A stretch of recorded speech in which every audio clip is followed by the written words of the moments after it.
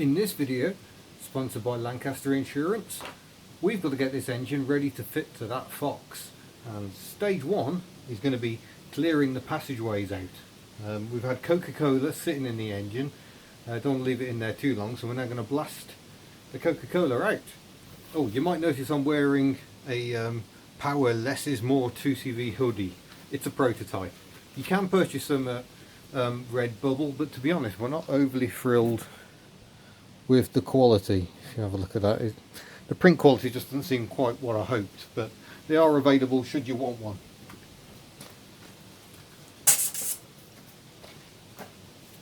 Turn that down a bit, I think.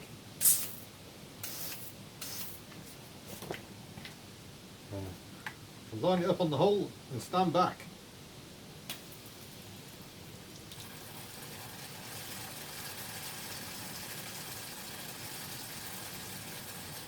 Yep. Lots of brown water coming out as the Coca-Cola gets flushed out of the system.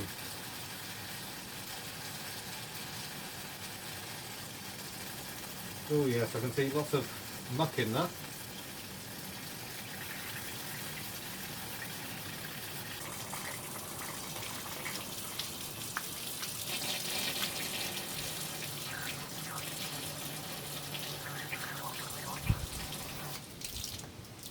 There we go.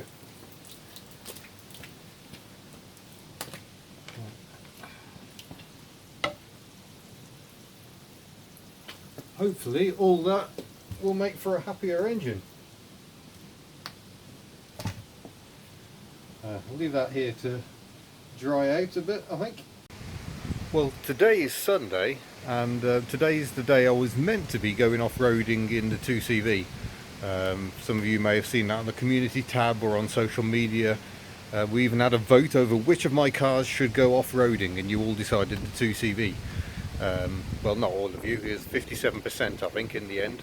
But unfortunately we had so much rain last night. The driveway's looking pretty saturated, and yeah, it's a lovely day today, but with the weather forecast yesterday and lots of rain, they decided to cancel the event. So tinkering is in order. I thought I'd just mention safety because there was an awful lack of it in the previous video.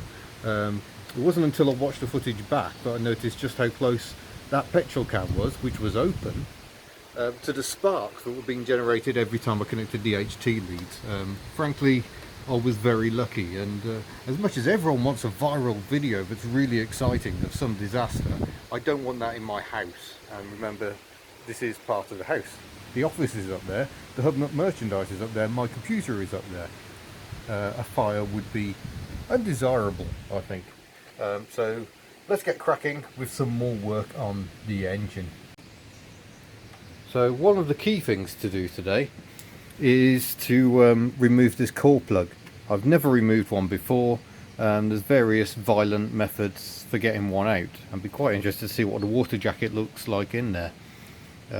So stage one will be to attack it with something. I can either go for a screwdriver or a self-tapper. I think I might give the screwdriver a plan first, and the idea is you can then kind of lever it out.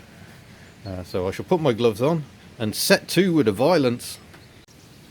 The other thing people were worried about was my hair, and you'll see it's in the down position at the moment, but by the time we got to running the engine, my hair was tied up, so do have to be careful, because if it gets caught and wrapped in that or belts on an Indycar, it wouldn't be much fun. Right, this is a sacrificial screwdriver. It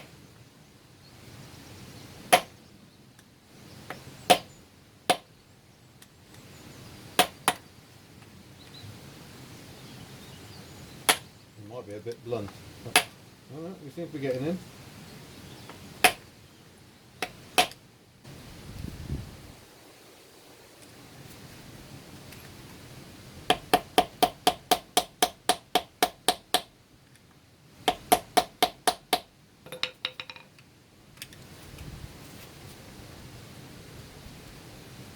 It really does seem to quite like it, that.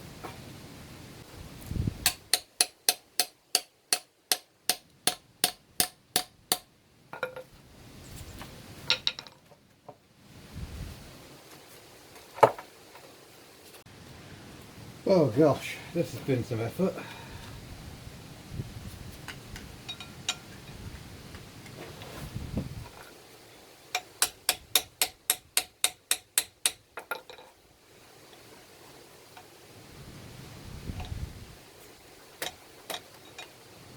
I'm starting to think I should have just left this alone.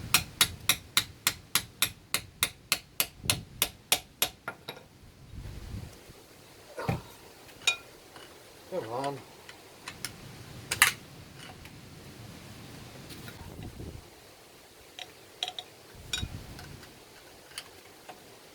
Oh.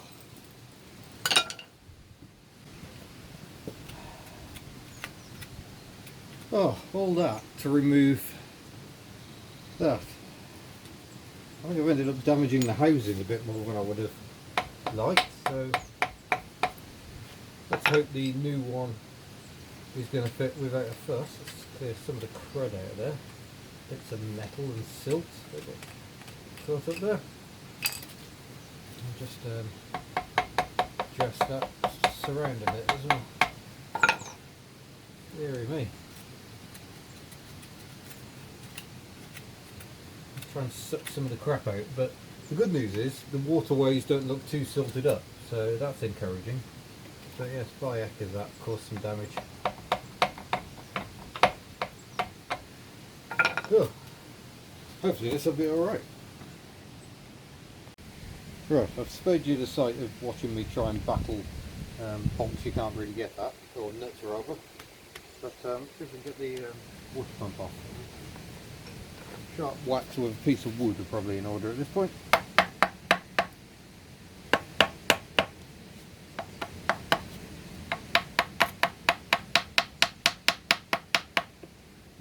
Apparently that water pump is quite happy there. There we go. Oh no, splintered me hammer.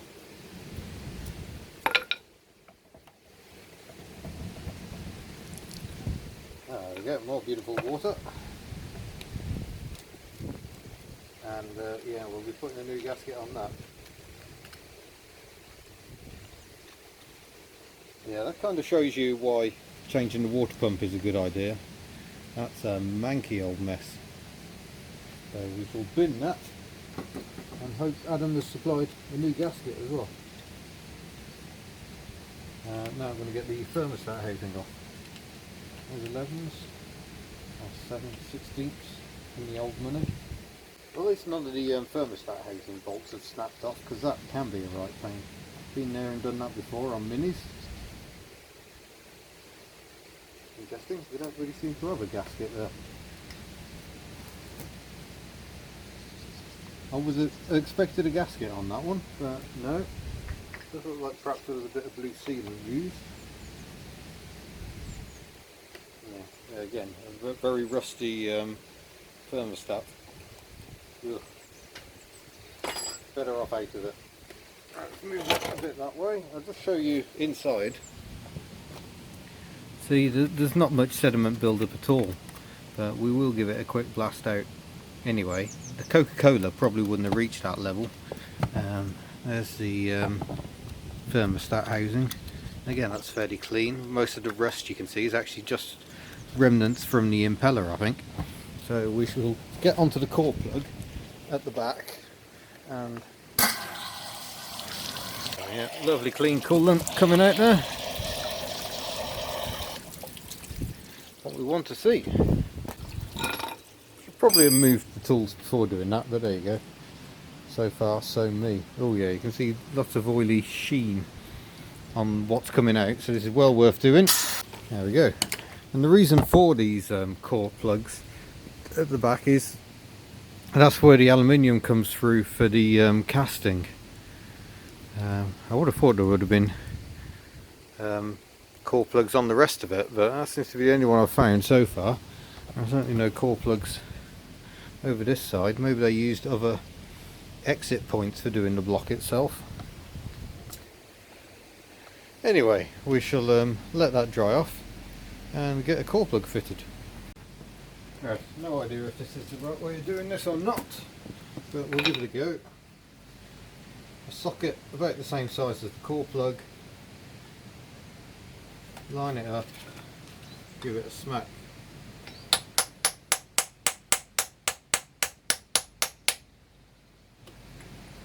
Now, it's not going in quite straight.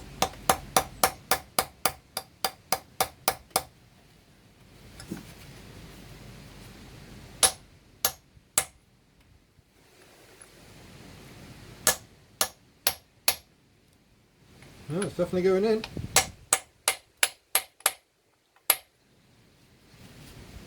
And then a few love taps in the middle, because if it straightens up, hopefully that will keep it nice and secure. I can't say I love the idea of just having that there held there by interference fit, but nonetheless that seems to be how it's done.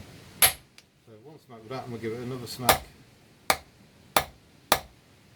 in the middle just to try and make it straighten up and wedge it in all the better.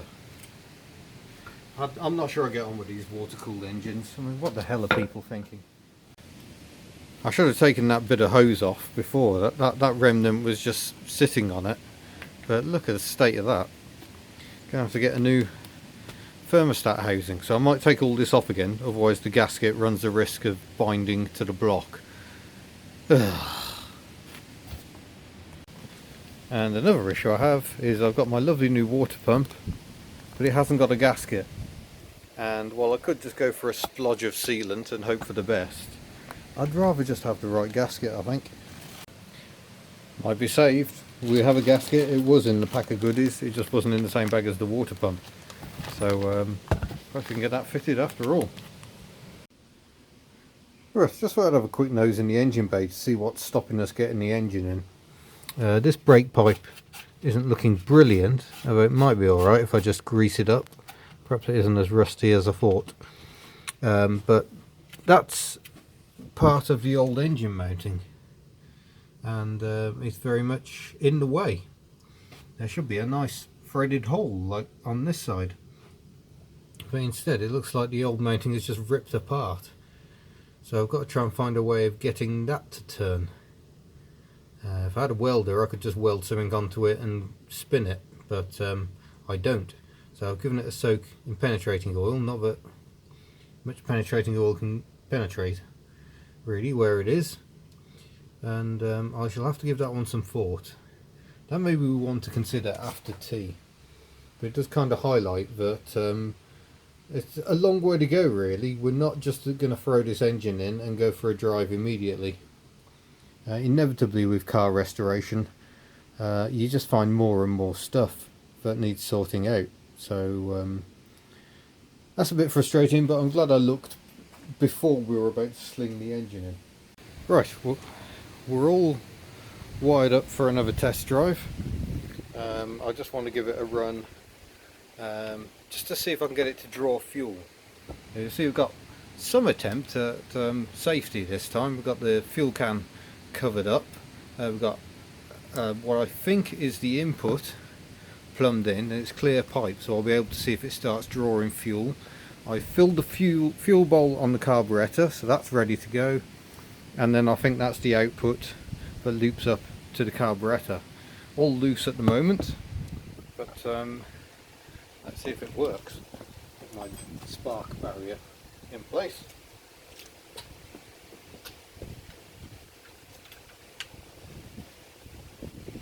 Yeah. That's my power. I need to set the choke manually, which also allows me to hold on to the engine.